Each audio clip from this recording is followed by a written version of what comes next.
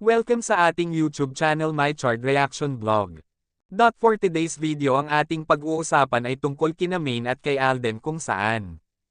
Di ba nga naging host si Alden nag Miss Universe Philippines 2024 ngunit ang iba ay hindi nagustuhan ang naging hosting job ni Alden para sa kanila parang nasa bingo daw si Alden ayon sa isang netizen na nabasa ko po sa kanyang comment section sa kanyang video na pinost niya sa kanyang Facebook page, matapos niyang napanood. Ang nasabing pageant ang sabi niya ang pangit daw habang tawang-tawa siya sa video na kanyang ginawa. Take note ayon sa post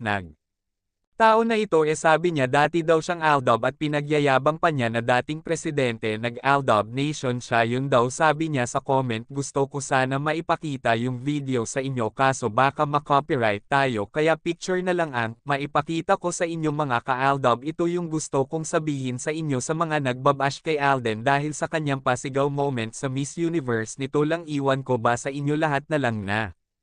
Lagi ninyong pinapuna si Alden ito lang masabi ko sa inyo kayo kaya tumayo doon at kayo ang mag-hosting na natin kung kaya ninyo ang ginawa ni Alden baka pag.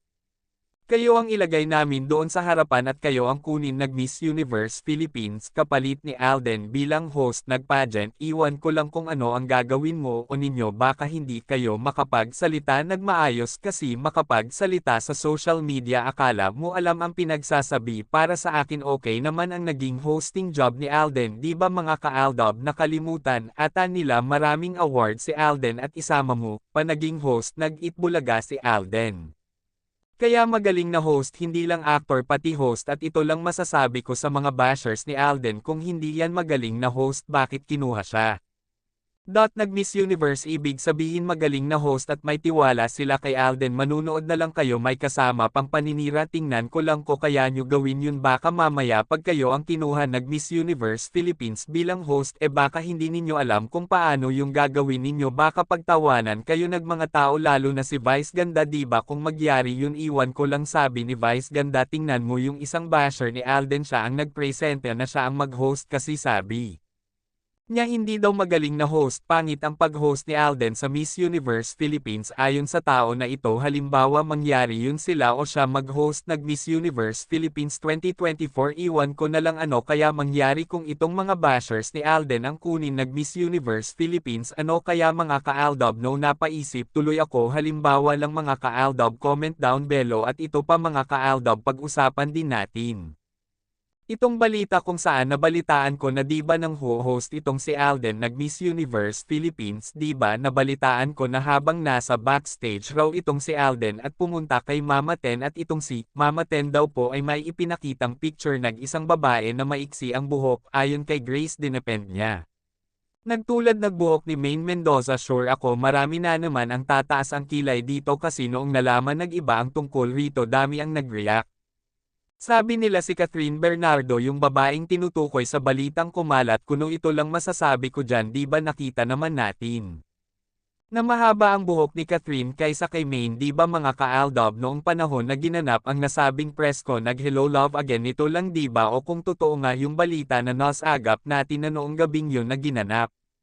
Ang Miss Universe Philippines sa MOA Arena dalawa kasi ang mga story kung bakit napasigaw si Alden na parang galit una nakita ang picture ni Maine diba at parang nagkaroon nag-energy si Alden or sabihin natin na ganadong ganado lalo si Alden noong ipinakita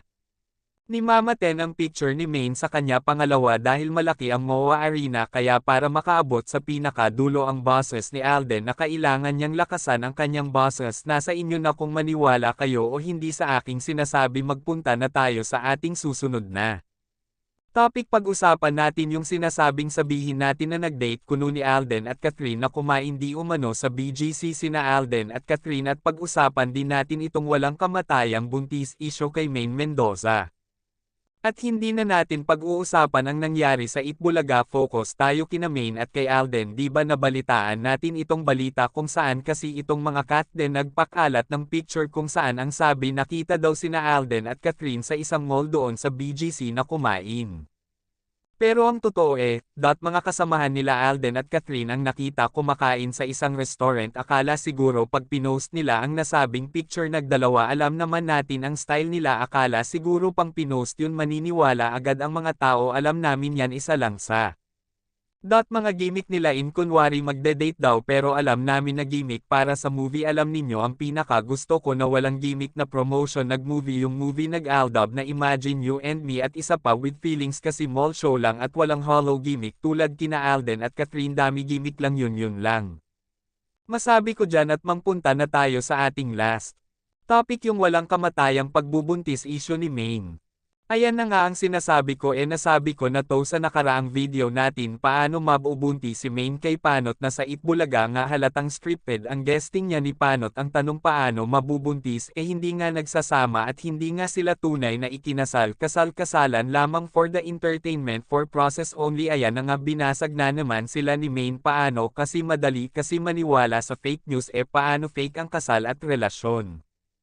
ni Maine at nagsinasabing asawa kuno niya na si Panot pang ilang pagbubuntis na bayan pang 5 na ba o pag-anim itong mga tao na to bakit atat na atat kayo sa pagbubuntis ni Maine para sabihin ninyo sa amin na legit sila ni Panot ito ang masasabi ko dyan bakit hindi kayo ang mag-alay ng inyong para magkaapo na si Ibyang excited yarn at doon naman tayo sa susunod na topic tungkol sa Palmas Award na pinuntahan nila Catherine at Alden simpre kailangan mukhang sweet daw sila alam natin na para din yun sa promotion, nag-movie yung pag-alalay ni Alden kay Catherine Bernardo sa nasabing awards night para sa akin wala lang yun kasi normal lang yun kay Alden yun kasi. Gentleman si Alden yung iba kasi gumagawa nagkweto para sa movie na Hello Love Again yan ang gimmick nila pa ba para kumita sila yun mga ka-aldab lahat gagawin para alam ninyo yun ito pa po may nabsa akong isang post ang sabi may isang host daw nag-isang noontime show ay buntis daw parang si Maine ang tinutukoy sa blind item na yun ayon sa nabasa ko. Yan po ang ating update mga ka